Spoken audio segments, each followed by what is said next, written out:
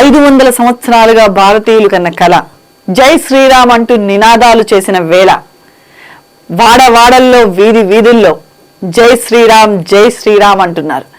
ఆ సమయంలో అయోధ్యలో బాలరాముని విగ్రహ ప్రాణప్రతిష్ఠ జరిగి రంగరంగ వైభవంగా ప్రజలందరూ కూడా ఆధ్యాత్మిక భావనకి లోనైన వేళ ఇక్కడ అయోధ్యకి సంబంధించినటువంటి ఒక న్యూస్ ఉంది. అదేంటో చూద్దాం. సాకారమయ్యాడు సాకేత రాముడు. అయోధ్యలో అంగరంగ వైభవంగా బాలరాముడి విగ్రహ ప్రాణప్రతిష్ఠ జరిగింది. జై శ్రీరామ్ నినాదాలతో ప్రతిధ్వనించిన భారతావాణి.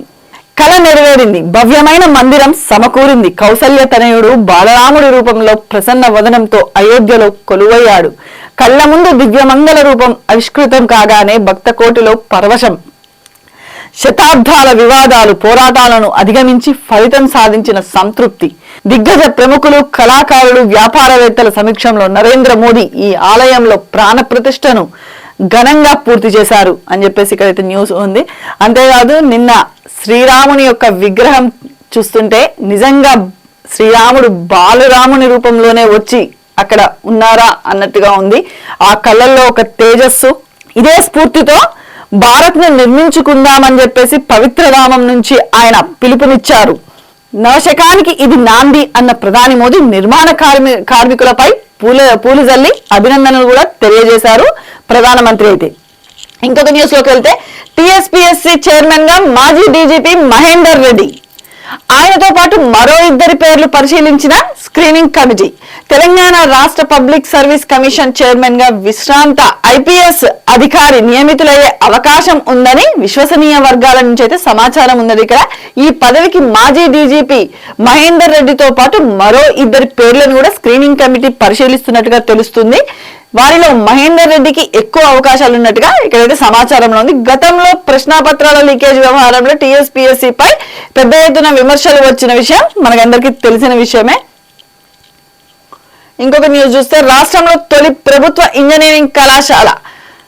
ఇది ఎక్కడో కాదు, రాష్ట్రంలో తొలి ప్రభుత్వ ఇంజనీరింగ్ కాలేజ్ ఎక్కడ అంటే ముఖ్యమంత్రి రేవంత్ రెడ్డి సొంత నియోజకవర్గమైనటువంటి కొడంగల్లో ఈ యొక్క కాలేజ్ ని అయితే నిర్మిస్తున్నారట. అది కూడా ఎక్కడ అంటే కొస్గి ప్రభుత్వ పాలిటెక్నిక్ కాలేజ్ ఉంది. ఆ కాలేజ్ ని ఇంజనీరింగ్ కళాశాలగా మారుతుందట. ఈ పాలిటెక్నిక్ ను అంటే అప్గ్రేడేషన్ చేస్తూ విద్యాశాఖ ముఖ్య కార్యదర్శి బుర్రా వెంకటేశ్వరం సోమవారం ఉత్తర్వులు జారీ చేశారట. అదే కాలేజ్ లో పాలిటెక్నిక్ కూడా చదవచ్చు. అక్కడే ఇంజనీరింగ్ కూడా చేసే అవకాశాన్ని అయితే కల్పించారట. ఇంజనీరింగ్ తరగతులు ప్రారంభించనున్న ఇందుకు అనుగుణంగా చర్యలు తీసుకోవాలని చెప్పేసి సాంకేతిక విద్యాశాఖ కమిషనర్ ను ఆదేశించినట్లుగా తెలుస్తుంది. ఈ కళాశాలలో 3 బీటెక్ బ్రాంచ్లు అందుబాటులోకి రానున్నాయని చెప్తున్నారు. బీటెక్ సిఎస్సి డేటా సైన్స్ కోర్సులను ప్రారంభించాలని చెప్పేసి ప్రభుత్వం అయితే నిర్ణయించిందట. మరి ఈ విధంగా ఉంటే ఇంకొక న్యూస్, రామ మార్గమే ఆదర్శంగా వెంకయ్యనాయుడు ఇక్కడ కొన్ని పూజలు చేసినట్టుగా జరుగుతుంది.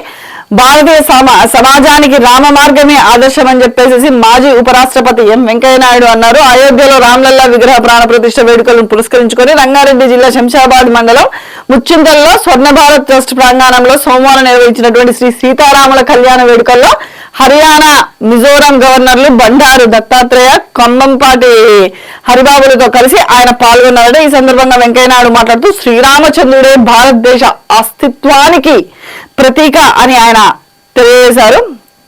ఇంకొక న్యూస్ చూస్తే రాజకీయ లబ్ధికే మోదీపై విమర్శలు. లక్ష్మణ్, శ్రీరాముడిని తిరస్కరించిన వారు విమర్శించిన వారు రాజకీయంగా ముందుకు వెళ్ళలేరని చెప్పేసి బీజేపీ ఓబీసీ మోర్చా జాతీయ అధ్యక్షుడు ఎంపీకే లక్ష్మణ్ అన్నారు. అలాంటి నాయకులను దేశ ప్రజలు తిరస్కరించే రోజులు దగ్గరలోనే ఉన్నాయని చెప్పేసి ఆయన పేర్కొనడం అయితే జరిగింది. మెట్రో విస్తరణ 70 కిలోమీటర్లు కొత్త రూట్ మ్యాప్ తో ప్రభుత్వానికి నివేదిక. హైదరాబాద్ మెట్రో రైలు మార్గం 2వ దశ విస్తరణ రూట్ మ్యాప్ ప్రతిపాదనలు ప్రభుత్వానికి చేరాడు. నగరంలో పెరుగుతున్నటువంటి వాహనాల రద్దీ భవిష్యత్తు రవాణా అవసరాల దృష్ట్యా శంషాబాద్ విమానాశ్రయాన్ని అనుసంధానం చేస్తూ మెట్రో రైలు మార్గం విస్తరణ ప్రాజెక్టు చేపట్టాలని చెప్పేసి సీఎం రేవంత్ రెడ్డి ఇప్పటికే అధికారులకైతే ఆదేశం ఇచ్చారట. గత ప్రభుత్వం నిర్దేశించిన రూట్ మ్యాప్ ను రద్దు చేయాలని చెప్పేసి కొత్త మార్గాలతో ప్రతిపాదనలు తయారు చేయాలని చెప్పేసి ఆయన సూచించినట్లు తెలుస్తుంది. ఈ మేరకు విమానాశ్రయం సహా వివిధ కీలక ప్రాంతాలను కూడా అనుసంధానిస్తారని చెప్పేసి కొత్త రూట్ మ్యాప్ అయితే సిద్ధం చేశారట అధికారులు. తాజాగా ప్రభుత్వానికి దాన్ని సమర్పించడం కూడా జరిగిందట. ఇంకొక న్యూస్ చూస్తే లుకౌట్ నోటీస్ కోర్టు ధిక్కరణే. తెలంగాణ హైకోర్టులో మార్గదర్శి వాదన. మార్గదర్శి చిట్ ఫండ్ ప్రైవేట్ లిమిటెడ్ పై చందాదారులు ఎవరు ఫిర్యాదులు ఇవ్వలేదన్న కారణంగానే కఠిన చర్యలు తీసుకోరాదంటూ మధ్యంతర ఉత్తర్వులు జారీ చేశామని ఏపీసీఐడి న్యాయవాదిని ఉద్దేశించి తెలంగాణ హైకోర్టు వ్యాఖ్యానించిందట. ప్రజా ప్రయోజనాల దృష్ట్యా మార్గదర్శి ఆస్తులు జప్తునకు ఉత్తర్వులు జారీ చేశామని చెప్పేసి లుక్ అవుట్ సర్క్యులర్ జారీ చేశామని చెప్పేసి ఏపీ న్యాయవాది వాదనను అడ్డుకుంటూ ఎలాంటి ఫిర్యాదులు లేవని చెప్పేసి మధ్యంతర ఉత్తర్వులు అయితే జారీ చేశామని ఆయన వ్యాఖ్యానించారు. ఇంకొక న్యూస్ చూస్తే న్యాయయాత్రపై దాడికి కాంగ్రెస్ నిరసన. కాంగ్రెస్ అగ్రనేత రాహుల్ గాంధీ నిర్వహిస్తున్నటువంటి భారత్ జోడో న్యాయయాత్రపై అస్సాంలో జరిగినటువంటి దాడిని నిరసిస్తూ పార్టీ ఆధ్వర్యంలో సోమవారం రాత్రి కొవ్వొత్తుల ప్రదర్శన అయితే నిర్వహించారట కాంగ్రెస్ పార్టీ వాళ్ళు. హైదరాబాద్ బషీర్బాగ్ లోని బాబు జగ్జీవన్ రామ్ విగ్రహం నుంచి ప్రారంభమైనటువంటి ఈ ప్రదర్శనలో భారీ సంఖ్యలోనే తరలి వచ్చారట కాంగ్రెస్ పార్టీ నేతలు, కార్యకర్తలు మరియు అందరూ కూడా పాల్గొనడం జరిగింది. బీజేపీ ప్రోద్బలంతోనే ఈ దాడి జరిగింది అని చెప్పేసి కాంగ్రెస్ వాళ్ళు అయితే అంటున్నారు. అస్సాంలో కాంగ్రెస్ అగ్రనేత రాహుల్ గాంధీ నిర్వహిస్తున్నటువంటి భారత్ జోడో న్యాయయాత్రపై బీజేపీ ప్రోద్బలంతోనే జరిగిన దాడిని తీవ్రంగా ఖండిస్తున్నట్లుగా ముఖ్యమంత్రి రేవంత్ రెడ్డి ఎక్స్ వేదికగా సోమవారం పేర్కొన్నారట. రాహుల్ యాత్రకు అడుగడుగున అడ్డంకులు సృష్టించడం, గుడి సందర్శనకు అనుమతి ఇవ్వకపోవడం శోచనీయం. ప్రజాస్వామ్య దేశంలో ఇలాంటి ధోరణి మంచిది కాదు అని చెప్పేసి రేవంత్ రెడ్డి అయితే వ్యాఖ్యానించారు. రాహుల్ భద్రతా విషయంలో కూడా అక్కడి రాష్ట్ర ప్రభుత్వం ఉదాసీనంగా వ్యవహరిస్తుందని చెప్పేసి ఆయన ఈ విధంగా తెలియజేసుకున్నారు. ఇలాంటి చర్యలతో ఆయన మానసిక స్థైర్యాన్ని దెబ్బతీయాలన్నా కుట్రలు ఫలించవు అని చెప్పేసి రేవంత్ రెడ్డి అయితే పేర్కొన్నారు.